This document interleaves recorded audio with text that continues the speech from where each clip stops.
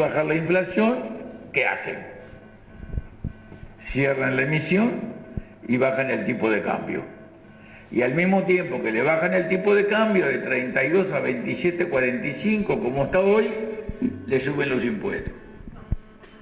Que si que a partir del 1 de enero tenemos un nivel de impuestos como nunca en la historia de la patria los hemos tenido, tenemos un tipo de cambio bajísimo para decir que bajamos la inflación, y con los precios internacionales deprimidos, con la vaca se empata, con la agricultura se pierde y con la leche se funde.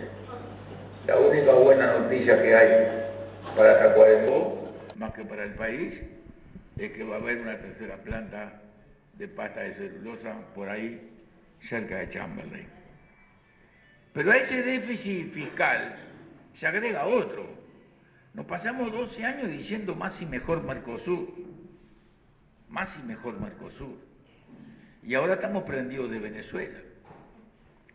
El señor Maduro no ha madurado, sigue verde. Y ha conseguido una cosa gloriosa, 700% de inflación. Y otra cosa gloriosa, el país más rico de América es hoy el país más pobre.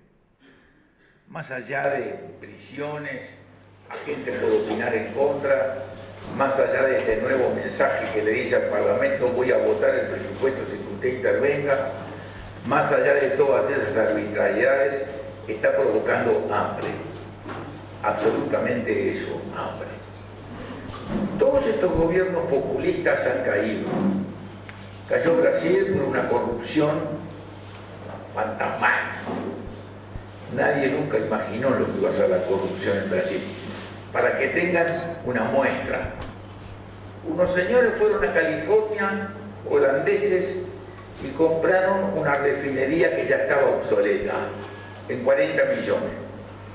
Y se la vendieron a Petrobras en 800 millones. Una pequeña diferencia seguramente para poder pasar vacaciones, de 800 a 40 millones. Esa es la refinería Pasadena. Más allá de todas las demás cosas que hemos visto en la prensa, eso muestra el grado de impunidad absoluta y de violación de la ley más mínima que ha vivido el Brasil. De la Argentina no digo nada, porque cuando apareció el señor de las bolsas con la monjita, a mí me empezaron a aplaudir de nuevo en la República Argentina.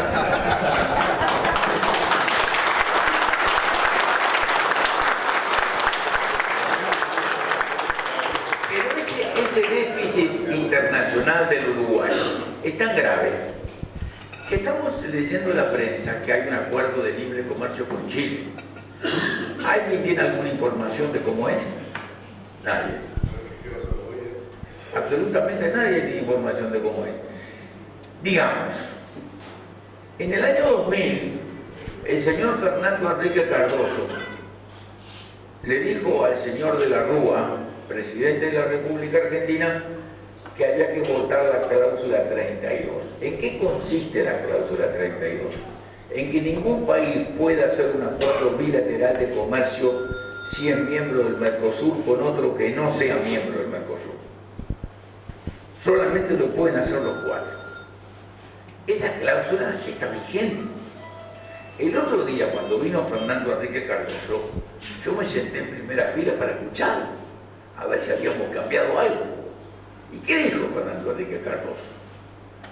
Dijo que el Brasil era un país difícil, que se movía muy lentamente, que tenía que ir adaptando sus cosas, que era uno de los pocos países en el mundo que tenía 200 millones de habitantes, pero que cuando el Brasil se movía era un elefante que te aplastaba. Era un elefante que te aplastaba. Por tanto, la cláusula 32 existe. ¿Cómo arreglamos con México nosotros?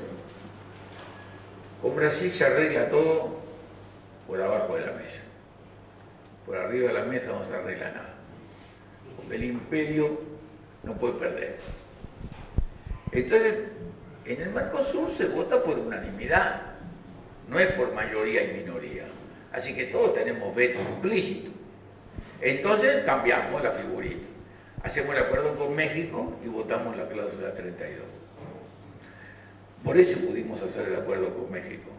Negociamos el voto de la cláusula 32 que no ha sido derogada. Así que los australianos durante 2 años estuvieron discutiendo con los chinos para hacer un acuerdo de libre comercio que tiene como base la cuestión arancelaria. Ahora vamos a China. La carne del Uruguay llegó a China y el citrus del Uruguay llegó a China cuando una misión que mandó el gobierno del Uruguay, integrada por el señor Martín Aguirre Zavala y el señor Lazaneo, firmaron un acuerdo para importar cosas de China al Uruguay y del Uruguay a China. Pero no pudimos negociar aranceles, porque la cláusula 32 no lo impide. Y mientras el Mercosur no se abra y el Mercosur no sea una zona de libre comercio y sigamos con la cláusula 32, vamos a tener que seguir dependiendo de Brasil, porque la Argentina no manda en el Mercosur, el que manda es el Brasil. Por tanto, cuando nosotros decimos que hace 20 años estamos discutiendo con Europa para hacer un acuerdo, vamos a no perder más tiempo, porque ahora es más difícil. ¿Por qué? Porque Inglaterra no está, y Francia y Polonia son contrarios a un acuerdo agrícola con el Mercosur, porque saben que no pueden competir con nosotros. Por lo tanto, nosotros tenemos que ir para otro lado. Tenemos que ir a Inglaterra, que soy el que está en condiciones de hacer acuerdos con todo el mundo, porque se fue y porque tiene una flexibilidad laboral mucho mejor que el resto de Europa. Y tenemos que ir al Pacífico, pero no solamente a China. Y tenemos que meternos en ese mundo. Y si no nos metemos en ese mundo con un equipo de gente que analiza y discute cuánto tiempo nos costó a nosotros preparar el acuerdo de libre comercio con los Estados Unidos. ¿A quién contratamos nosotros para que nos hiciera el acuerdo? Al técnico que había hecho el acuerdo por México, a un mexicano. Luego acá el gobierno no lo quiso hacer. ¿Cuánto tiempo fue el que tardamos para hacer el acuerdo de libre comercio con los finlandeses para poder traer las fábricas? Si no había acuerdo de libre comercio previo, de acuerdo de comercio de garantía de inversión, no hubiera habido inversión finlandesa. Estas cosas requieren un análisis muy pormenorizado y muy delicado para saber cuáles son los efectos positivos y negativos de un acuerdo que se denomina libre comercio, pero que no cambia nada. Por eso que nos llevan privados a China. Van simplemente a ver si los chinos pueden hacer alguna inversión en el Uruguay. Pero a nosotros, en competencia con Australia, no nos mejora nuestro acceso al mercado chino. Creo además, y ustedes lo saben mucho mejor que yo, que hay un terrorífico déficit de infraestructura durante todo el tiempo. Creo que hay un terrorífico déficit de servicios públicos. ¿Para qué voy a hablar del ANCAP? Menos del licenciado. El directorio de la ANCAP le ha dicho al país que mientras no pueda pagar la deuda, no puede bajar el combustible.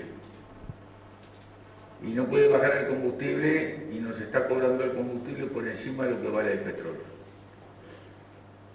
Pero además tiene una cosa fantástica el directorio de la ANCAP. El propio señor Labat, que es el representante del Partido Nacional, que es un señor serio y que opina bien y que hizo una página entera en el diario del País, lo dice con toda claridad. Y hay cuentos para hacer que son una maravilla, porque son divertidos. Es una tragedia, pero es divertido. Un buen día decidieron comprar en 33 un área para sacar cal, pero analizaron mal la categoría de la cal. Y cuando sacaron la cal se dieron cuenta que esa cal no terminaba con el problema de la lluvia ácida de las usinas del otro lado del Brasil. Y compraron además un horno una moledora y un horno alemán de primerísimo nivel. Pero cuando muele, tiene dos caños de salida de lo que muele. Uno que la salida es de menos de 0,8, que equivale al 20% de lo que muele. Y eso no se puede usar para vender. Por tanto, pierden el 20% de la materia prima antes de poder utilizar el 80% restante. Una genialidad propia del licenciado. Pero encima de eso, le rechazaron el producto, porque el producto no podía matar la lluvia ácida. Entonces le compran 100 toneladas por día de cal a las caleras de mina. Lo llevan 100 kilómetros, naturalmente en camiones uruguayos, no camiones brasileños, para mezclar con el otro producto. Y luego, recién ahí lo pueden mandar a Brasil. O sea, no funciona ni la materia prima, ni el horno. No funciona ninguna de las dos cosas. Y tienen un solo cliente. La de Portland es peor. La de Portland de Minas pierde 30 millones de dólares por año. Y como no podían dejar a Paysandú, si lo mismo que Minas, compraron otra para Paysandú, con un sobrante teórico de producción tan brutal que no sabían a dónde hacer con el Portland. Por tanto, ¿qué hicieron con la que compraron para Paysandú en 2014? La tienen guardada en un contenedor desarmada y no la pueden armar, porque le cuesta todo 200 millones de dólares más. Pero mejor es Alur. Alur realmente es un invento clave.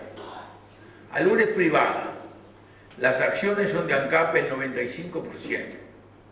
Alur no tiene costo. Inclusive Alur, para tener certeza de que le van a producir colza o soja, paga 30% más el valor del grano que lo que el grano vale en el mundo. Y además de eso, tiene un costo final que es el más alto. Y encima de eso, el ANCAP subsidia el costo por el 15% por encima del valor. Y encima de eso, lo pagan todos ustedes cuando cargan combustible. Y el presidente se llamaba ingeniero, pero no era. Era completo. Y entonces Alur dice que tiene un balance positivo. Y ANCAP está obligado por ley a comprarle todo lo que produce. Por tanto, si vale 4 veces más lo que Alur produce de biocombustible con lo que se produce en el mundo, y si produce 36 millones, está perdiendo más o menos arriba de 70 millones de dólares por año. Nada más que por lo que produce Alur. Ahora, ¿qué van a hacer? Lo van a cerrar. No pueden cerrarlo. Lo van a seguir subsidiando. No puede. Entonces, ¿cómo se arregla el ANCAP? Yo tengo mucho que ver en ese negocio. Porque la ANCAP se hizo en 1931, en una época de crisis. Y uno de los redactores de la ley de ANCAP fue mi padre. Pero fue en 1931, estamos en el 2016. Y yo creo que hay que derogar el artículo que establece el monopolio de ANCAP para la importación. Porque si compite el Banco República con otros bancos, si compite el Banco Seguro con otros aseguradores, si compite la UTE con gente que provee de energía eólica de una manera un poco complicada, y si compite la luz, la Antel con Claro y con la otra, y que compita la ANCAP. Que la ANCAP compita. Y si la ANCAP compite, o van a desaparecer o van a bajar. Y sin ninguna duda es lo que necesitamos. El otro déficit de los servicios públicos es el déficit de los funcionarios públicos. Cuando yo fui senador en el segundo gobierno del doctor Sanguinetti, el senador socialista Gargano propuso que por 5 años no nombráramos a nadie. Yo, como representante del gobierno, les dije que de ninguna manera, que nosotros no admitíamos eso, que solamente admitíamos una cláusula que porque por 10 años no se nombrara a nadie. Entraron, no podían decir que no. Entre el gobierno del doctor Sanguinetti y yo bajamos 40.000 funcionarios públicos. La administración pública no fue mejor, ni tampoco fue peor. El sector que tiene más empleados en la administración pública es la enseñanza, más que el ejército, más que la policía, es la enseñanza. Cuando yo me fui a 222.000 funcionarios, ¿sabe cuántos hay hoy? 300.000. Pusieron 80.000 funcionarios más. Multiplican por 25.000 pesos. Y háganle salario vacacional, aportes al BPS del Estado, y calculen cuánta plata es eso. Una montaña de plata. Una montaña de plata que no produce nada, absolutamente nada. Pero hay un déficit que es el déficit de la productividad en cuanto al salario. En la lista deficitaria de esa naturaleza, entre lo que el salario que se paga y lo que produce ese salario, ¿saben qué lugar está el Uruguay en la lista? El último.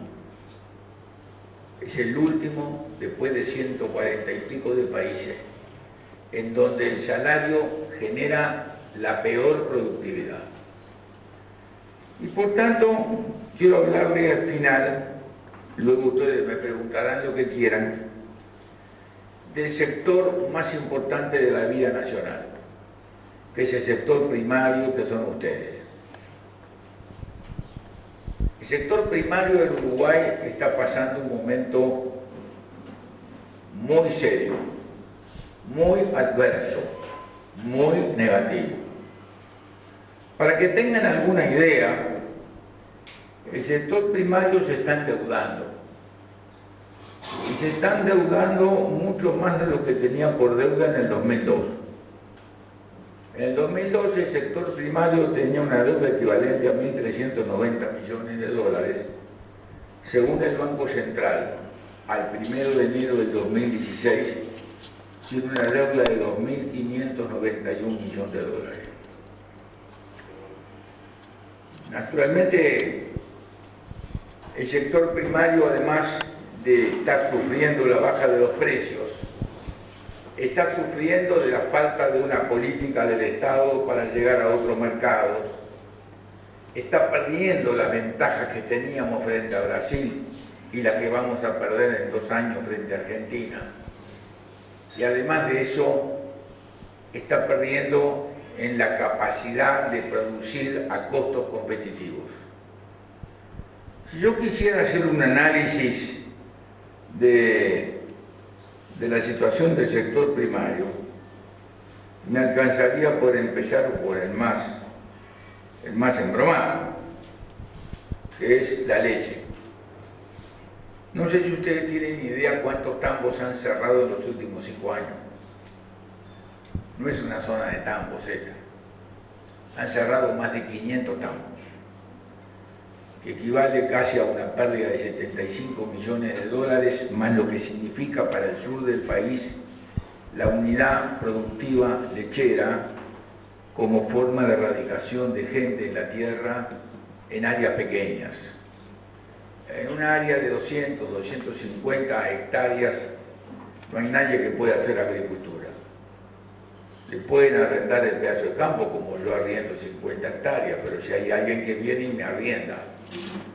Y en el caso mío, recuerdo perfectamente que le dije al arrendatario el 1 de enero del 2015, te vuelvo a arrendar el campo con una condición, que me bajes la renta, porque si no me bajas la renta te fundís. Y yo no tengo dinero para poblar ese campo de alimentación y comprar ganado. Por tanto, esa es un poco la situación que tiene el productor pequeño en este momento. Yo diría que a un productor pequeño, si se defiende de los zorros, del abigeato y de los perros, puede ser que la oveja lo ayude a vivir, lo ayude a vivir. Pero los tambos se están cerrando cada día más. Y la deuda de los tambos, sin el FAL, hoy está en 257 millones de dólares.